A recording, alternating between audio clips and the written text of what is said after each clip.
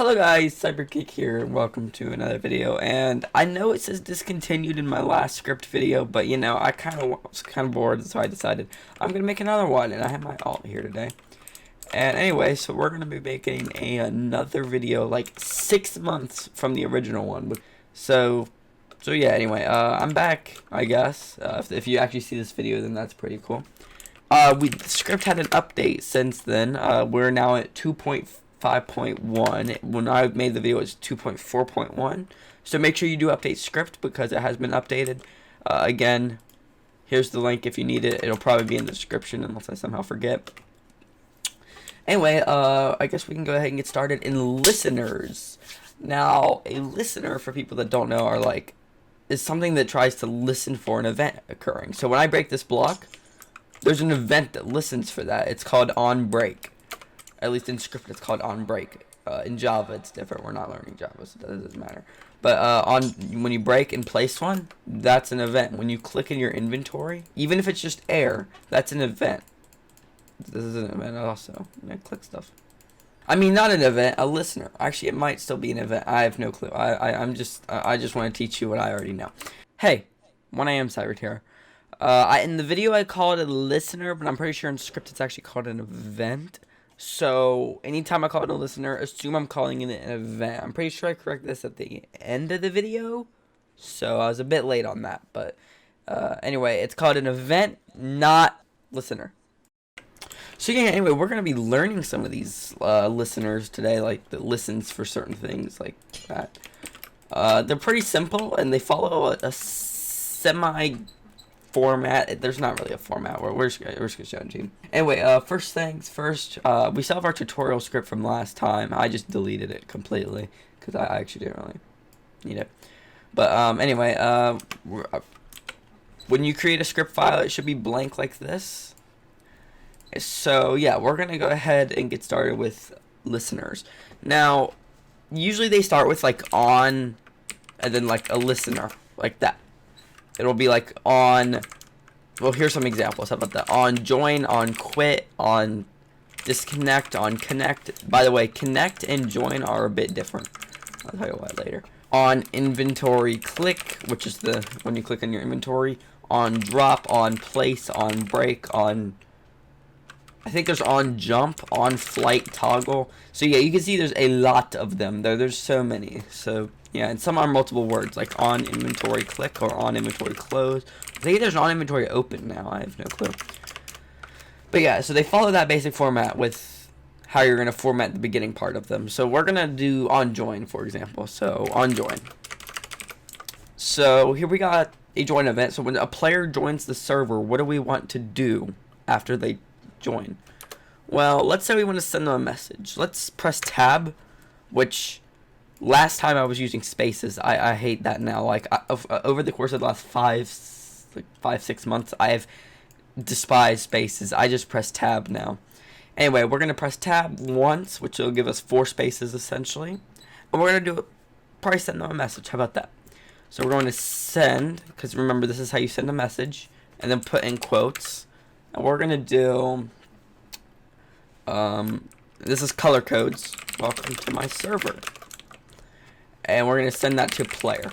Now, if you're sending it to a player, you don't really need this. This is really an optional part. But if you feel more comfortable putting to player, go ahead and put that there. That's actually good practice because you'll need that for other things like to loop player or to event or no, to like loop value parts as well. Yeah, you'll basically at any point if it's not to player, then the script is going to assume it's to player even if it's not there. So anyway, this is a color code for green. We're going to go ahead and save the file, and we're going to go in game and reload it. So what was it? Tutorial. Alright. So let's log out and log back in. Alright, here we go. Welcome to my server, and here's the essentials things. You don't really need to see that. You won't see that if you don't have essentials. But yeah, it says welcome to my server when I joined. So yeah, that's how you would basically make a send message. Now, say that you don't like this Cybercake join the game thing. I don't like that. I want to change that. Now, there's 2 ways to do this. One way is way better than the other one because it's only 1 line versus 2 lines of code.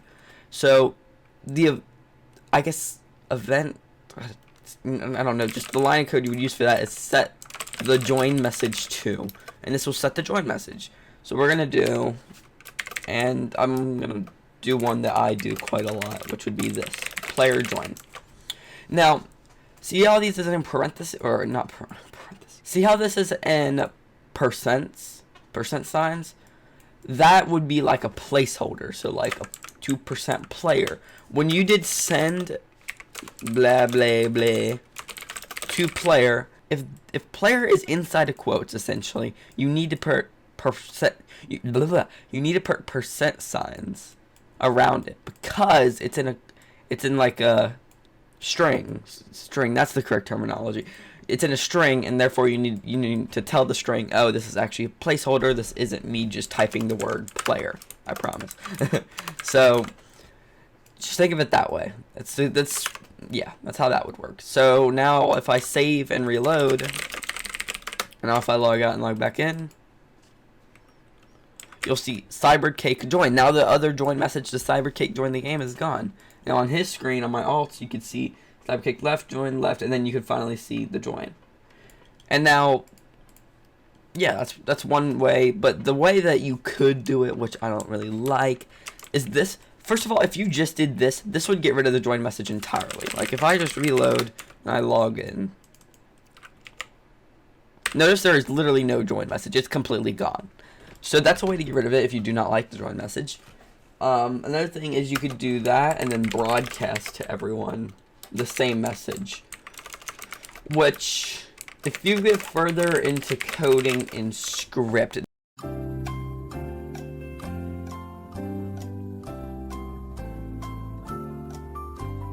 but yeah, this is another thing you can do. I don't know why you would do this instead of just doing the thing, unless you're gonna do the method I just did. Anyway, now you're probably wondering how I can do the quit messages. I mean, just really just change and replace. On quit, set the quit message to, and then you basically got it. You got your there you go, you got my quit message. So it's basically the same thing, you just substitute the join for the quit, and then just change the message to what you like. Again, this gets rid of the message entirely. Alright, so now I've reloaded, and now I'm gonna leave, and now let's watch my alt screen. Cybercake quit, and then when I join, Cybercake joined. So yeah, now you can see I joined and left, which is pretty cool. Now, the next thing I want to talk about is, let me go down a few lines, is like breaking blocks and placing blocks, events that can be canceled, because these events cannot be canceled. If you join the server, you can't just cancel that event. That's not a thing you can do. Now, what I mean by canceled is just pretend the event never happened, kind of. Let me explain with an example. So, say I'm gonna break this block, right? I break it and it just places back, kind of like World Guard. If you guys know World Guard, you can make regions with them and then set build to false. And if you do, then if a player with not up tries to break something, it just will place it back. Well, that's the essential. It basically just cancels it. Same with placing, it does the same thing. Those are canceled events because you're breaking something, which is the event, and then it's canceling it, so it's like, no, you can't do that. Oh, Jesus, why there's like a mob cult. Anyway, yeah, that's essentially what a canceled event is. So you can see why joining and quitting could not be canceled, because you can't just do that. You can kick them, but yeah, you can't just cancel it. So anyway, let's do an example of a canceled event. Let's do on break. So when we break a block, what does it want us to do? Okay, so first things first, we're gonna do cancel event, which it does exactly as it says. It cancels event. It cancels the event. You can do cancel the event if you want. I like cancel event. It's just easier to type. So yeah, this is so simple. Let's just go ahead and reload. I saved it, and now let's reload. Now look, as soon as I try to break it, it won't work. It cancels. I can still place, but I can't break, which is kind of a curse. Because then I place it and I can't break my own blocks. Oh, anyway, now let's do on build or on place. I think build is the same thing as place. Like place/build is the same thing. But anyway, let's cancel that event too, which does exactly as you would expect. I can't place now. I can't break or place. So yeah, this can get quite extensive. So an example would be, on break, let's make an if statement. If okay, so I know you probably don't know this if statement. I know you probably really, I think if statements will be in the next video, so yeah. But if we do if player has permission admin dot break or something, and then we tab that one more time. So now if I have permission, well, I guess does not have permission. Does not have permission. Let me do that instead. So now an admin can break blocks. I still can't place. Alright. So now if I go in game and reload, now I can place and break. But if we look at my alt, he can't break and he can't place. It won't let him. So this is just a very simple, I guess, permission method that you could use if you don't want to use World Guard. So anyway, these are listeners and what they do. I don't know if there's anything else I should say besides you can still send a message to the player. So like, you cannot break that here or something. And again, ANSI is a color code, which I think there's like 16 of them in Minecraft. Wow, actually, that might not be right. But anyway, I can break, but when he tries to break, it says you cannot break that here, or you cannot place that here. Oh wait, well actually, you cannot place that here. And then yeah, so that's how you could send a message to someone. So yeah, I think that's it for this recording. I can't actually think of many other things besides this is a listener. So, or listener or an event, like an event detector, I don't know, whatever you would call it. But this is a good way to detect if someone's going to break or place a block, or join the server, or quit. Okay, now, I'm actually a bit further ahead in the video than you are, the viewer, right now, so just ignore the thing below this. Okay, so the difference between an on-connect and on-join is simple. When you connect, you're connecting to the server. Like, that's before anyone online even sees that you're online. Like, no one knows you've joined the server yet, is essentially what that is. On-join is, at least looking at this, what I have pulled up here, on-join is when the server already knows you're online. Everyone else should already know because the join message has already, been put in chat. You're already in a world. The server has established you're in a world. So yeah, stuff like that. Connect is used if you want to prevent someone from joining the server. So if you want to prevent them from connecting in general, this is probably the best event to use. On join is not, because you'll still see the join and leave message. Like, it'll look like player joined, player left instantly, because they're not allowed to join. So it's recommended you use on connect so that you can't see that. So yeah, that's the basics. I'll let you continue with your normal video. Alright, well, I think that's it for listeners. If you have any questions, be sure to DM me on Discord, or I don't know, comment something, and I will hopefully respond, because I do read the comments quite often. Well, maybe not as often as I'd like, but as often as I can. So anyway, yeah, be sure to comment or DM me if you need any help. I will gladly help you. Listeners are pretty easy, if I would say so myself. Or I think they're called events in Skript, because the URL here says events. So I would assume maybe they're called events, not listeners in Skript, at least. So, yeah.